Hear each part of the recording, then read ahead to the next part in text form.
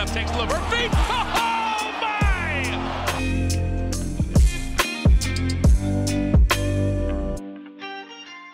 Bonjour à toutes, bonjour à tous et bienvenue dans les articles de Q-Basket. Vous en avez pris l'habitude, à chaque fois qu'on publie un article sur le site de Q-Basket, on essaye de vous en proposer un podcast pour vous donner un peu accès à l'information qu'il y a dans l'article, parce qu'on sait qu'il y a certains qui ne sont pas trop pour aller lire, enfin la lecture c'est pas leur passe-temps favori, mais aussi pour vous donner envie d'aller voir l'article, parce qu'il y a toujours plus sur l'article que sur ce qu'on dit dans le podcast. Je suis Benjamin, aka le débrief sportif pour vous servir, et aujourd'hui nous allons vous parler des Boston Celtics.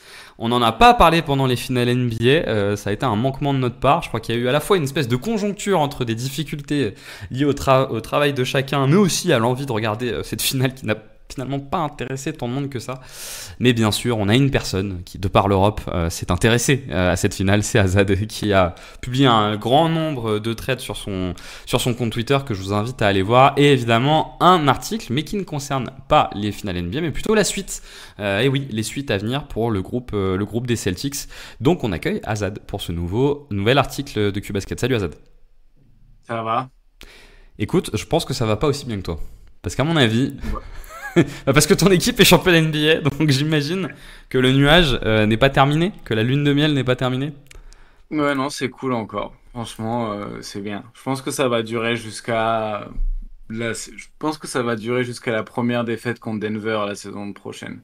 En playoff ou en saison régulière? Exactement. En saison régulière, ouais, je pense que... Parce que Jérém, sa lune de miel, elle a duré jusqu'à la défaite contre Minnesota, mais en playoff. C'est vrai, mais bon, c'est un peu plus candide, Jérémy. Moi, je pense que la première défaite de Boston contre Denver, je vais te dire, ah bah oui, c'est vrai qu'en fait, ils sont champions juste parce qu'ils n'ont pas joué contre Denver.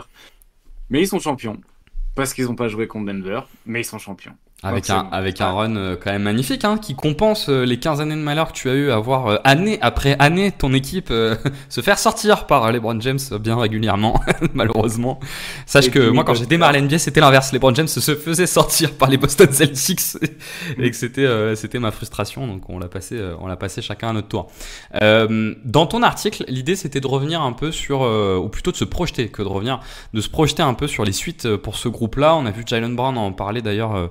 En fin de semaine dernière, disant que pour lui il y avait une fenêtre de tir intéressante pour leur permettre peut-être d'enchaîner les titres. Et l'idée de ton article c'était justement de faire un peu le point là-dessus.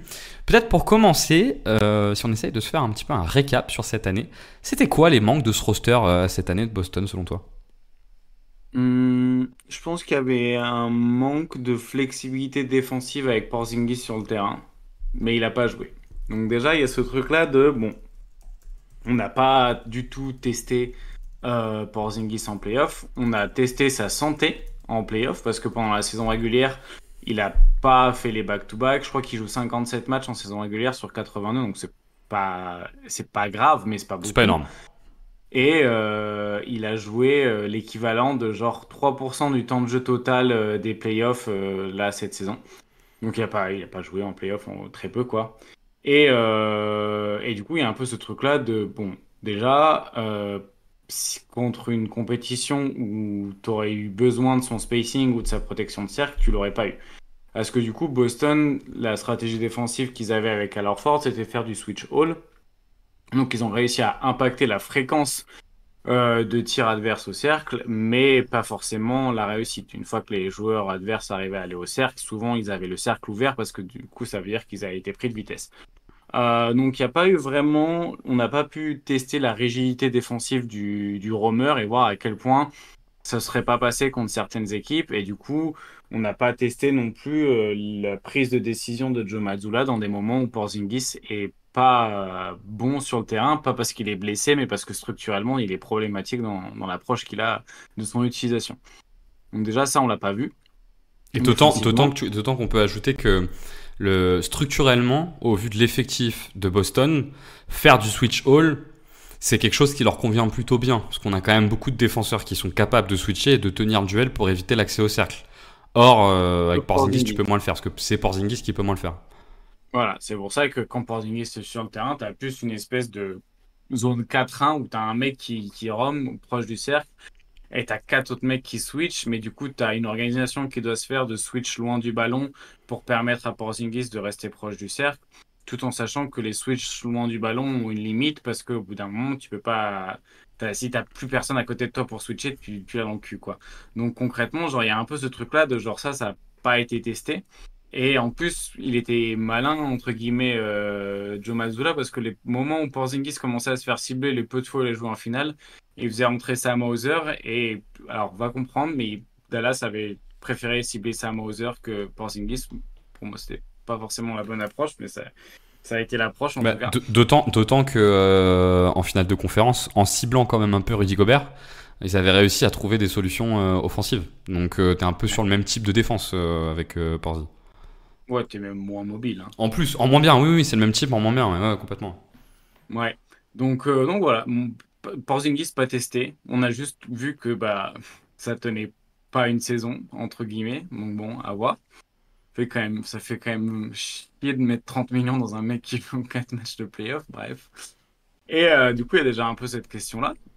Et après, offensivement, ils ont réussi à faire ce que je ne pensais pas qu'ils soient capables de faire, c'est d'être une équipe qui drive énormément en finale NBA.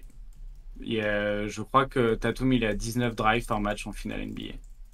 Alors qu'il est à 9 drives par match pendant la saison régulière. Donc, genre, il double son nombre de drives par match. Il triple son nombre de passes sur drive par match. Et il a un assist percentage qui est plus élevé que son usage rate en finale NBA. Donc, ça veut dire que le playmaking des Jay, entre guillemets, a explosé, a prouvé que ça marchait, entre guillemets, en playoff NBA. Mais ça a marché face à une équipe qui, structurellement, était pas équipée pour défendre sur Boston, était équipée pour défendre contre des équipes qui ont un mauvais spacing. Et c'est pas le cas de Boston. Du coup, en réalité, ils n'ont pas été testés par des équipes qui, structurellement, pourraient les gêner. Potentiellement, ça aurait pu être Miami avec un Butler en bonne santé, mais ça n'a pas été le cas. Donc l'attaque de Boston a très bien déroulé et a réussi à gagner des matchs en allant au cercle sans rentrer ses 3 points, mais parce que la défense de Dallas n'offrait pas de solution face au spacing de Boston, tout simplement. Ouais, et puis, enfin, il y a peu de chances qu'ils passent 2 années avec aussi peu d'adversité à l'Est. Là, il y a eu un peu une conjoncture à la fois d'équipes qui sont dans une phase de transition, comme les Sixers, dans une moindre mesure, comme les Knicks aussi. Les Cavs sont pas non plus complètement stabilisés, et en plus, un enchaînement de blessures qui a fait qu'ils n'ont pas été très testés à l'Est, alors qu'ils pourraient se retrouver l'année prochaine avec des équipes un peu mieux formées. On sait que les Sixers devraient réussir à se renforcer, que les Knicks, dans le prolongement de ce qu'ils ont fait la dernière année, vont se renforcer également.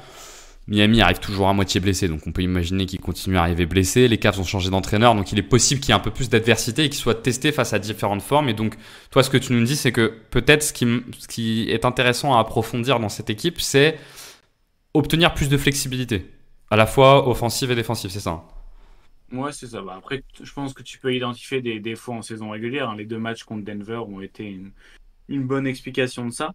Donc, ouais, faut pas voir le titre comme une finalité en soi. En vrai, genre, c'est bien, mais ça fait pas de toi une équipe, ça fait pas de toi une équipe parfaite. Et en plus de ça, bah, à chaque fin d'année, il y a des contrats qui se terminent, d'autres qui commencent.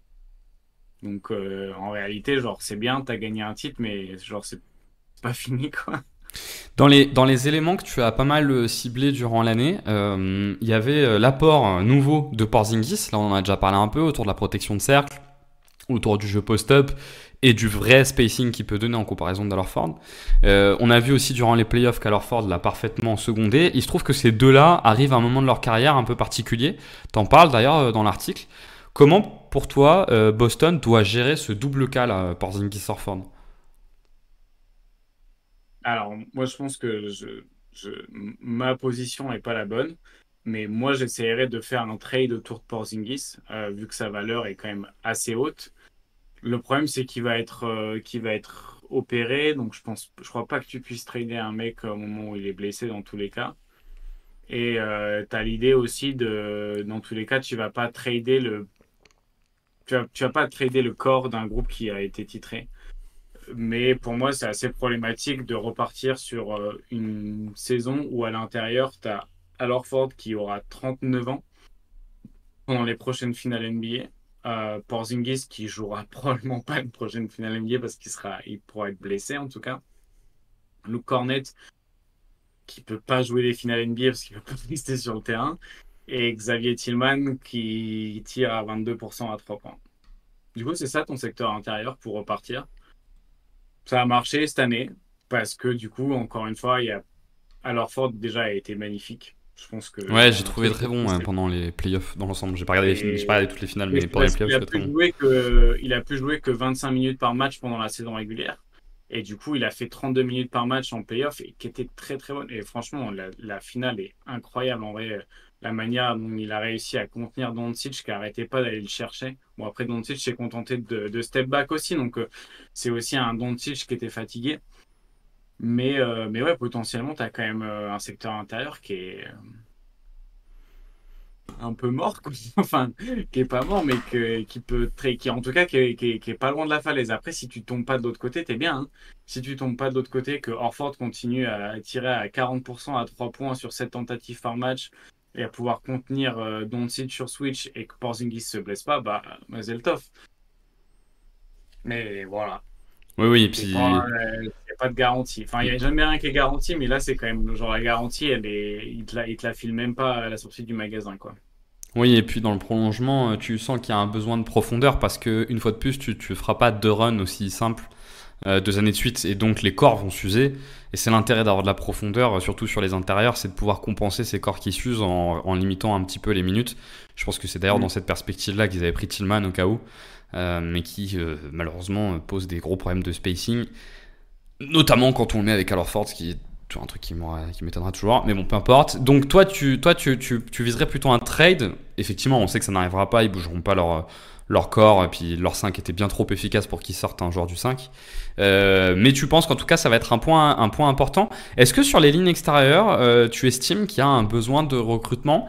On a vu Peyton Pritchard être tensé durant la saison, être capable de vraiment de belles choses par moment, être capable de moins bonnes choses, notamment défensivement, où c'est un peu le seul joueur de l'effectif qui est vraiment à cibler. Est-ce que tu identifies aussi sur les lignes extérieures des besoins? Non, bah, je pense que le rêve, ce serait d'avoir un mec qui est capable de relayer Tatum et Brand, mais ça n'existe pas. Pas dans le cap space actuel, il n'y a pas la place pour mettre un mec qui joue derrière eux pour que les deux puissent sortir à certains moments. Donc ça n'existe pas. Tu veux dire Hauser, plutôt un mec qui serait capable de porter un peu la balle sans pour autant être un initiateur, c'est ça? non, je pensais plutôt à, tu vois, un mec qui serait comme Hauser, mais qui serait plus versatile défensivement et qui aurait un peu plus de création, juste un tout petit peu plus au moins de la création tertiaire. Hauser, on l'a vu prendre un flotteur pendant les finales NBA. Même lui, il savait pas, il avait pas l'air au courant de ce qu'il était en train de faire. On a senti, il y avait un moment de panique un peu sur les Ouais. pieds, la main. C'est rentré, tu sais, bon, t'as regardé, t'es là, genre, ok, allez, on touche rien, ça continue. Mais après, Sam Hauser est hyper important à garder, au contraire, dans la rotation. Mais c'est vrai que je vois pas l'intérêt d'un joueur comme Pritchard dans la rotation, parce qu'en playoff, tu peux difficilement le faire jouer et que tu as assez de porteurs de balles pour multiplier ça. En fait, il est plus utilisé comme spot-up shooter et un peu joueur gadget garbage time ou dans les 3 dernières secondes d'un carton apparemment. Mais voilà, pour moi c'est un peu plus le problème. Mais d'un autre côté, il coûte, genre il représente moins de 4% du cap space, quoi. En gros, genre Ouais, il a il signé gagne un rien. contrat de 30 millions sur 4 ans. Il est en dessous des Ouais, 10 voilà, millions. Il est autour de 7 millions, quoi, l'année. c'est ça. Donc bon, c'est pas non plus problématique, mais en gros, bah, je pense que tu vas repartir avec les mêmes défauts que moi j'avais déjà identifié l'année dernière. Et tu repars avec les mêmes défauts qu'ont un an de plus.